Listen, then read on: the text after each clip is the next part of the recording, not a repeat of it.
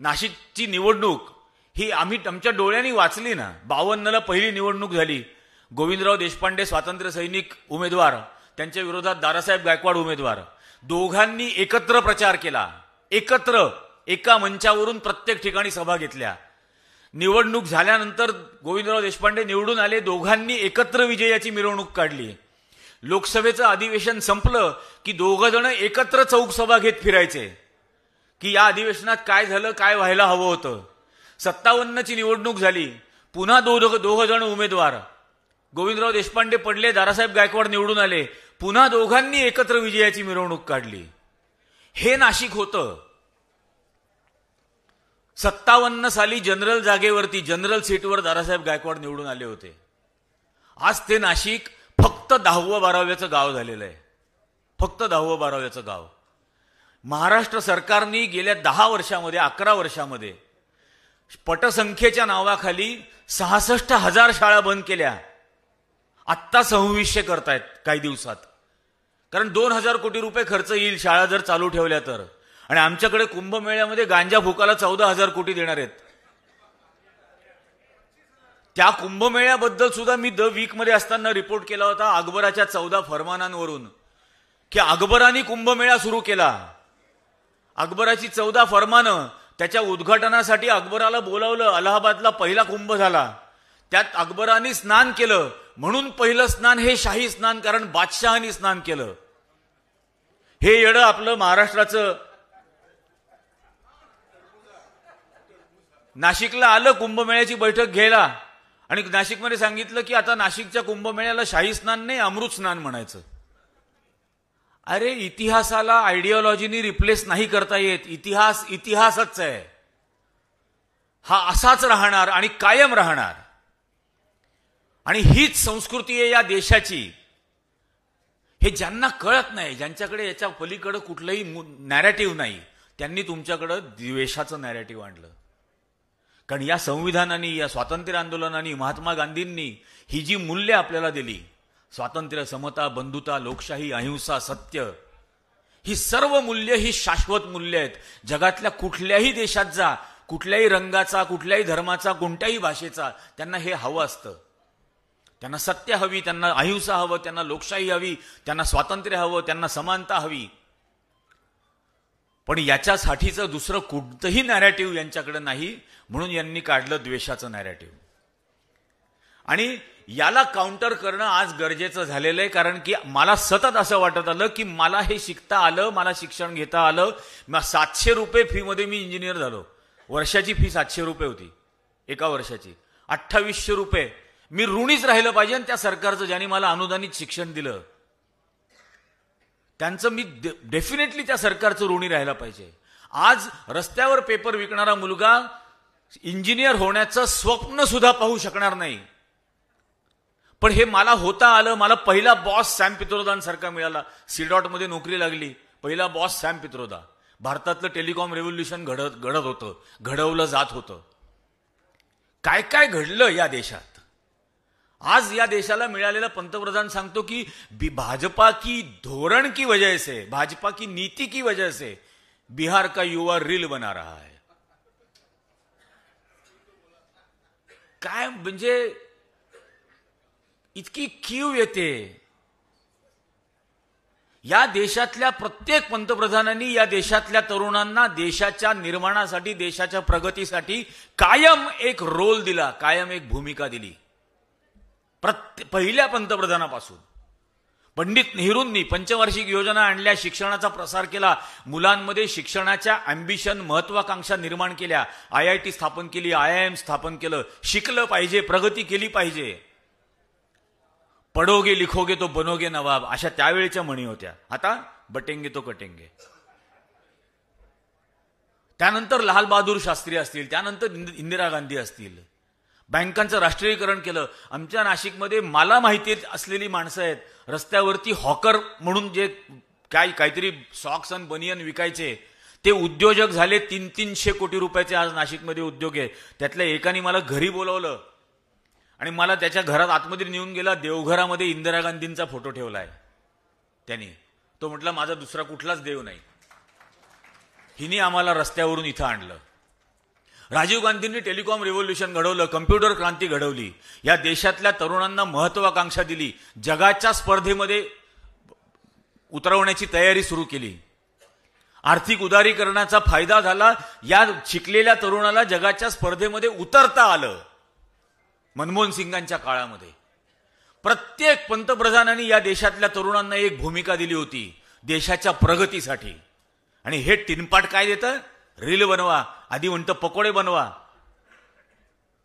आणि काय कुठल्या स्थितीवरती आपण आलेलो आहोत? खरोखर या सगळ्या गोष्टींचा गांभीर्याने विचार व्हायला हवा. अर्बन इन्फ्रास्ट्रक्चर, शहरातलं इन्फ्रास्ट्रक्चर डेव्हलप व्हावं म्हणून काँग्रेसच्या युपीएच्या काळामध्ये JNNURM आली, Jawaharlal Nehru national urban renewal mission. या नागरी पुनरुत्थान योजनेमध्ये 10 लाखापेक्षा जास्त लोकसंख्या असलेल्या प्रत्येक शहराकडून इन्फ्रास्ट्रक्चर प्लॅन मागवला आणि जो प्लॅन दिला त्या प्लॅनप्रमाणे पैसे दिले. हा मुंबईमधला फ्रीवे हा JNNURM मध्ये झाला. टोलने लागत ना त्याला, कारण सरकारने पैसे दिले त्याचे. आणि म्हणजे असं परत फेडायचे वगैरे असंही नव्हतं. आमच्या नाशिकसारख्या महापालिकेला 4,000 कोटी मिळाले. सॉलिड वेस्टमधून खत बनवण्याचा प्रकल्प त्यावेळेला सुरू झाला, त्या JNNURM मधून सुरू झाला. आणि आता काय केलं? Smart city. किती रुपये? 100 कोटी.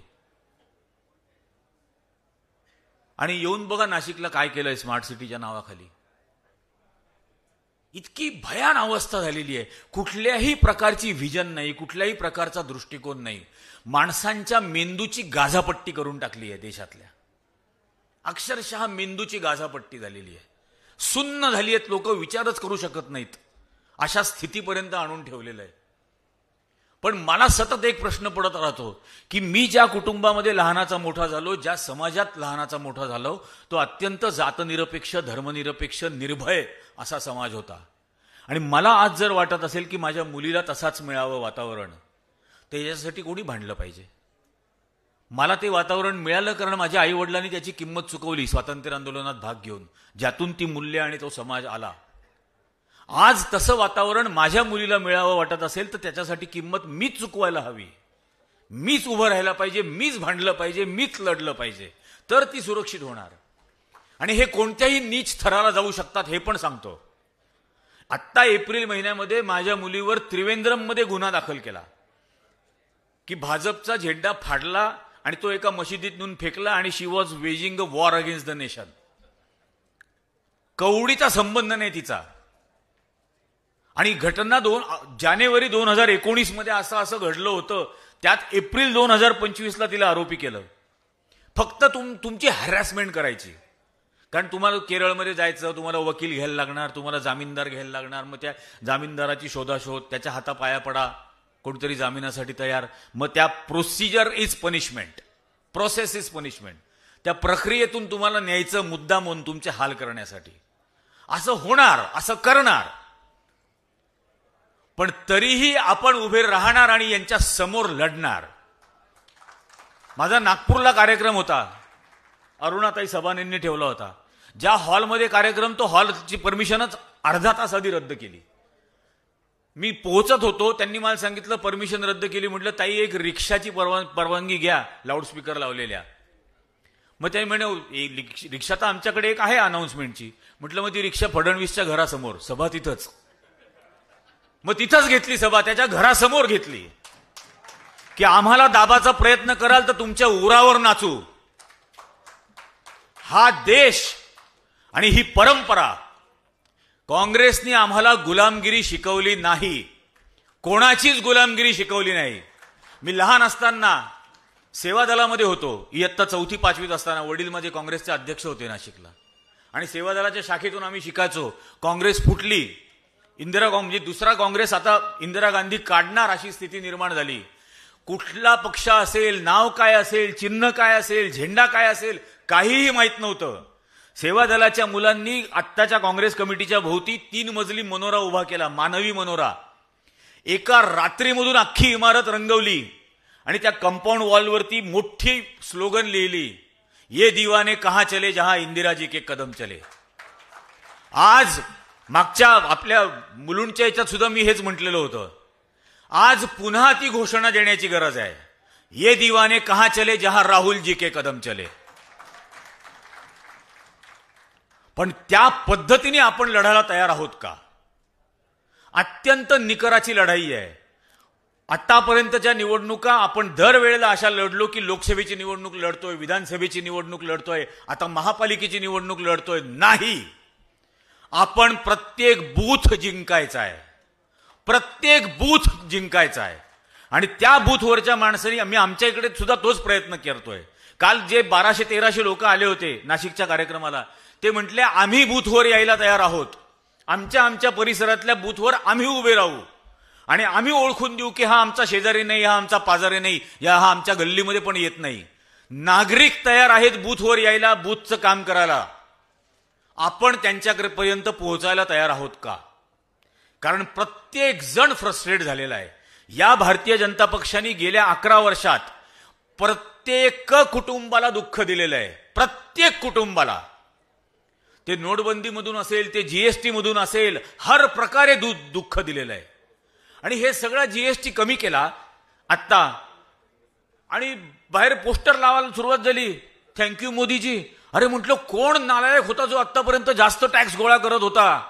हे तरी सांगा, कमीत कमी हे तर कळू द्या ना. मोदीजींनी जीएसटी कमी केला म्हणून जर धन्यवाद द्यायचे असतील तर तो नालायक कोण जो जास्त टॅक्स वसूल करत होता हे तर सांगा आम्हाला. या पद्धतीने आमच्याकडं नाशिक मोठ्या प्रमाणावरती शेती आहे. हिरव्या मिरचीला 0% जीएसटी, लाल मिरचीला 12% जीएसटी. येड्यांना हे पण कळत नाही, हिरवीचीच लाल होते आणि आपोआप होते. पण अशा पद्धतीने जीएसटी लावलेले होते. ही रियालिटी आहे ना. लिपस्टिकला 5% आणि सॅनिटरी पॅडला 28%. हे नॉन बायोलॉजिकल आहे, त्याला माहीतच नाही महत्व कशाला द्यायचं, त्याला समजतच नाही ना. आणि हा म्हणणार इतका रोजगार आणि तितका रोजगार. अरे ज्या माणसानी आयुष्याची 35 वर्ष मी भीक मागून खाल्लं असं अभिमानाने सांगतो, तो याला काय रोजगाराचं महत्व असणार आहे? ज्याच्या हाताच्या कष्टाने, ज्यांनी मेहनतीने ना स्वतःच्या आईचं पोट भरलं, ना बापाचं भरलं, ना बायकोचं पोट भरलं, तो सांगणार तुम्हाला रोजगाराबद्दल. पण हा पॅटर्न आपल्याला लक्षात आला पाहिजे ना, की ज्याला काहीच कष्टाचं महत्व नाहीये तो रोजगार कसा निर्माण करून देईल? ही वेडी आशा आहे, ही भाबडी आशा आहे. आज ज्या पद्धतीने महाराष्ट्राचंही राजकारण चाललंय आपण पाहिलं. म्हणजे विधानसभा निवडणुकांच्या आधीच मी म्हणायचो देवेंद्र फडणवीस आणि त्याचे 2 अग्निवीर, एक अग्निवीर एकनाथ शिंदे, एक अग्निवीर अजित पवार. आणि आता तसं व्हायला सुरुवात झाली ना. ते तडीपारनी मुंबईत येऊनच सांगितलं ना आम्हाला कोबड्यांची गरज नाही म्हणून. हे तो बोलून गेला आणि आता असलेल्या कोबड्या मोडून टाकायचं काम सुरू झालेलं आहे. असं अचानक पार्थ पवारच्या जमिनीचं प्रकरण बाहेर येत नाही, ते मुख्यमंत्री कार्यालयातून प्लांट केलं जातं. त्यामुळे ही कुबडी मोडून टाकली जाईल, या अग्निवीराला रिटायर केलं जाईल 4 वर्षांनी. आणि रिटायर झाल्यानंतर पेन्शन नाही, ग्रॅज्युएटी नाही, मेडिकल नाही, काहीच नाही, कॅन्टीनची पण फॅसिलिटी नाही. हे होणार. भाजपनी आतापर्यंत त्यांच्या बरोबर जे जे आले त्यांना गिळंकृत केलेलं आहे. अख्ख्या भारतामधला इतिहास काढा, अकाली दलापासून, बिजू जनता दलापासून, ह्या जेडीयू पासून कुठलाही सहकारी पक्ष यांनी टिकू दिलेलं नाही, वाढू दिलेलं नाही, ज्याला गिळंकृतच केलेलं आहे. आणि या सर्व दृष्टिकोनातून आज हे महत्वाचं झालेलं आहे. 27 महापालिका, 27 जिल्हा परिषदा, वर्षाचं बजेट आहे 4 लाख कोटी या इतक्या स्थानिक स्वराज्य संस्थांचं. 5 वर्षाचा अर्थसंकल्प होतो 20 लाख कोटीचा. यांची नजर त्या 20 लाख कोटीवर आहे. या महाराष्ट्रातील लोकसंख्या जगते का मरते, प्रदूषणाने मरते का काय? म्हणजे आता दिल्लीमध्ये आपण पाहिलं दिवाळीच्या वेळेला सर्वोच्च पातळीवरती प्रदूषणाचा आकडा गेल्यानंतर जिथं प्रदूषण मोजलं जातं त्या ठिकाणी यांनी पाण्याचे फवारे मारायला सुरुवात केली, कारण आकडेवारी लपवायची याच्यासाठी. त्यामुळे शहराची किती वाताहत होते याच्याशी यांना काहीही घेणं देणं नाही. यांचं काय होतं, यांच्याकडे कशा पद्धतीने अनिर्बंध सत्ता येते आणि राहते हेच महत्वाचं. आणि त्यासाठी हर प्रकारे ते दडपशाही करतील. जनसुरक्षा कायदा. कालच्या कार्यक्रमात ATS वाले येऊन मला सांगतात की तुमचं प्रोफाइलिंग करायला सांगितलंय. म्हटलं सगळीकडून फोटो काढ, सगळीकडून काढ. म्हटलं मला काही प्रॉब्लेम नाही, माझे काही 2 नंबरचे धंदे नाहीत, माझे काही असा माझा उद्योग नाही की मला तुमच्या प्रोफाइलिंगची भीती वाटेल. अजिबात नाही. काय हवं ते करायचं ते करा. एका गारगोटीला कार्यक्रम झाला कोल्हापूरला कार्यक्रम झाला. गाडीतून उतरताना SP आणि 25 पोलीस हे तिथं हजर. पंडित हातात नोटीस दिली, राजकीय पक्षावर टीका करायची नाही, राजकीय नेत्यांवर टीका करायची नाही, कोणाच्या भावना दुखावल्या तर तुम्हाला अटक करू. तो म्हटलं तर तुम्ही एवढे जण आलात तर आतमध्ये बसा सभागृहात आणि बघा मी काय बोलतो, व्हिडिओ शूटिंग करा. उगाच यांनी ज्यांनी सांगितलं म्हणून तक्रार घेतली असं नको व्हायला. आणि मग आत गेल्यानंतर मी सांगितलं, म्हटलं तुम्ही मला विषय सांगितला भारतीय लोकशाही आणि सद्यस्थिती. ही सद्यस्थिती म्हटलं ही यांनी मला दिलेली नोटीस. आणि म्हटलं यांचा भ्रम असा आहे की माझं अभिव्यक्ती स्वातंत्र्य पंचगंगेच्या घाटावर बसलेल्या पंडितांनी मला लिहून दिलंय. माझं अभिव्यक्ती स्वातंत्र्य मला माझ्या देशाच्या संविधानाने ऑलरेडी दिलेलं आहे आणि ते मोदी, शहा, भागवत, फडणवीस यांचं मोहताज नाही, ते ऑलरेडी माझ्याकडे आहे. आणि दुसरी गोष्ट म्हटलं, तुम्ही काय सांगता टीका करायची नाही राजकीय नेत्यावर. का नाही करायची म्हटलं, हा त्याच्या बायकोच्या गाण्याची तिकीट तुम्हाला पोलिसांना विकायला लावतो म्हणून टीका नाही करायची का म्हटलं. अहो तुमच्यावरती होणाऱ्या अन्यायाच्या विरोधात सुद्धा आम्हीच भांडणार आणि तुरुंगात टाकू वगैरे अजिबात धमक्या द्यायच्या नाहीत म्हटलं. हा देश तुरुंगामध्ये जाऊन जाऊन स्वतंत्र झालाय हे आम्हाला माहिती आहे. ज्या देशाच्या स्वातंत्र्यासाठी जे तुरुंगात नाही गेले त्यांना घाबरवा. आमची परंपराच ती आहे, अभिमानाने तुरुंगात जाऊ, छाती फुगवून सांगू की हो या देशाचं स्वातंत्र्य टिकावं म्हणून तुरुंगात गेलो. असल्या फालतू गोष्टींसाठी आम्हाला घाबरवण्याचे प्रकार करू नका. हे म्हणून म्हटलं तुमच्या नोटीसची किंमत 0 असं म्हणून मी तो बोळा करून फेकला. ते उठले आणि जायला लागले. म्हटलं थांबा थांबा बसा, अजून माझं भाषण व्हायचंय ना म्हटलं. हे आत्ताशी तुमच्या नोटीसचं उत्तर दिलं, अजून विषय तर मला बोलायचाच आहे म्हटलं. तर याच पद्धतीने यांना अडवावं लागेल. प्रत्येक ठिकाणी प्रत्येक बूथवर मगाशी पण मी तेच हे करत होतो की ऑब्जेक्शन ज्यावेळेला घ्यायचं असेल, ज्यावेळेला तुम्हाला खात्री नाही की हा मतदार आपला नाही, तुमच्या बूथ एजंटकडे 2-2 रुपयाच्या नाण्यांची गठ्ठी देऊन ठेवा. म्हणजे 500-500 नाणी देऊन ठेवा 2 रुपयाची, कारण ऑब्जेक्शन घ्यायला 2 रुपयाची फी लागते आणि खिशात सुट्टे नसतात. तो तिथला अधिकारी म्हणतो 2 रुपये 10 रुपयाची नोट दिली तर तो म्हणतो माझ्याकडे चिल्लर नाहीये परत द्यायला. 2-2 रुपयाच्या कॉईन जवळ ठेवा आणि त्यांच्या प्रत्येक मतदारावर ऑब्जेक्शन घ्या, खरा असो का खोटा. प्रत्येक मतदारावर ऑब्जेक्शन घ्या. याच पद्धतीने यांना नामोहरम करता येईल, यांच्याच पद्धतीने. पण हे सगळं करण्यासाठी मुळामध्ये जी इच्छाशक्ती लागते ती इच्छाशक्ती आपल्यात आहे का? आपण लढणार म्हणजे कसे लढणार? आपण फक्त घोषणा द्यायला जाणार आहोत का? आपण एक व्हिजन घेऊन जाणार आहोत की नाही? हे सगळं खूप महत्वाचं आहे. त्यामुळे हा जो आजच्या शिबिराचा जो टायटल दिलेला आहे लक्ष्य, तर लक्ष्य म्हणजे तुमचं लक्ष कुठे आहे, लक्ष कोणीकडे आहे असं नाही. लक्ष्य म्हणजे तुमचं ध्येय काय आहे. आणि ध्येय ही फक्त महानगरपालिका किंवा फक्त वॉर्ड जिंकाची नाही आहे. याचं अंतिम ध्येय हे या देशातली लोकशाही टिकवणं, या देशातल्या नागरिकांना मिळालेलं स्वातंत्र्य टिकवणं, या देशाची धर्मनिरपेक्षता टिकवणं, हे अंतिम महत्व याच्यातलं असलं पाहिजे. तरच हा जो भस्मासूर उभा राहिलाय. आज प्रत्येक जण काय विचार करतो, या मोदीचं काय करायचं, शहाचं काय करायचं, फडणवीसचं काय करायचं. ही लक्षणं आहेत, आजार नाही. मोदी, फडणवीस, शहा ही लक्षणं आहेत, आजार नाही. आजार रेशीम बागेत आहे आणि उपचार रेशीम बागेवरती करायचे आहेत. त्याचा विचार सतत डोक्यात राहिला पाहिजे. कारण हे सगळं येतं तिकडून.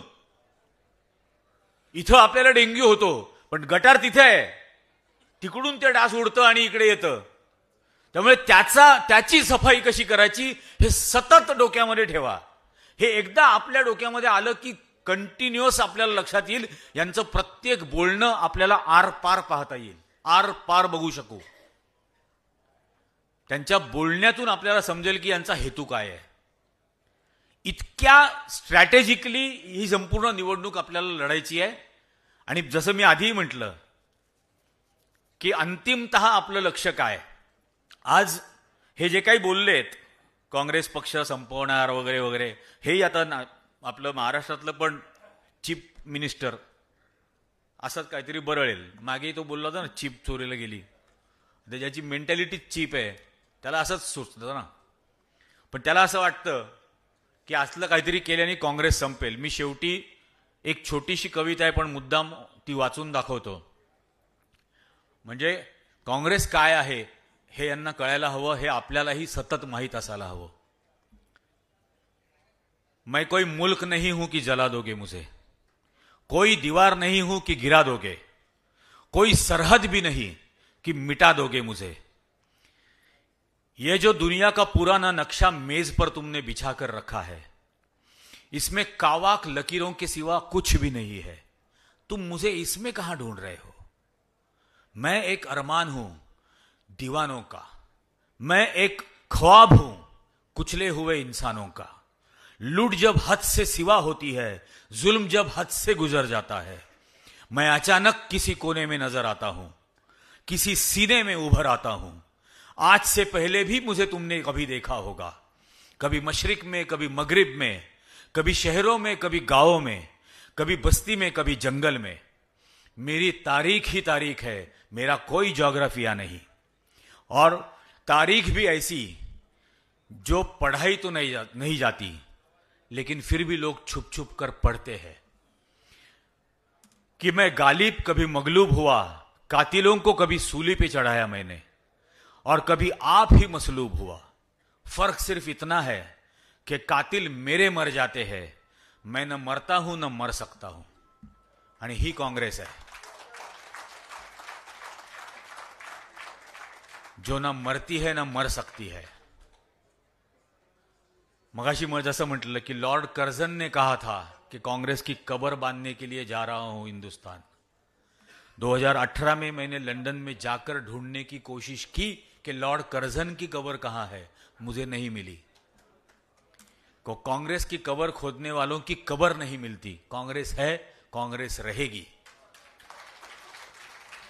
आणि याच पद्धतीने, याच मानसिकतेने आणि याच निर्धाराने जर आपण लढलो की मरत नाही तोपर्यंत हरत नाही, या निर्धाराने जर आपण लढणार असलो तर 101% या महानगरपालिका निवडणुकीत फक्त मुंबई नाही, महाराष्ट्रभर सगळ्या महानगरपालिका निवडणुकांमध्ये, जिल्हा परिषदांमध्ये काँग्रेस पुन्हा एकदा आपलं कमबॅक करेल. आणि इतकं वाजत गाजत करेल की रेशीमबागेपासून ते त्या परजीवी प्राण्याच्या घरापर्यंत त्याचे ढोल ताशे वाजत राहतील. आजच्या या शिबिराच्या निमित्ताने तुम्ही मला बोलावलंत, माझं ऐकून घेतलं, याबद्दल तुमच्या सर्वांचे मनपूर्वक आभार. शेवटी आपण बायोलॉजिकल आहोत त्यामुळे एकमेकाचं ऐकणारच. पुन्हा एकदा वर्षाताईंचे, सचिन दादांचे, दोघांचे अगदी मनपूर्वक आभार की त्यांनी बोलावलं. जय हिंद, जय भीम, जय महाराष्ट्र.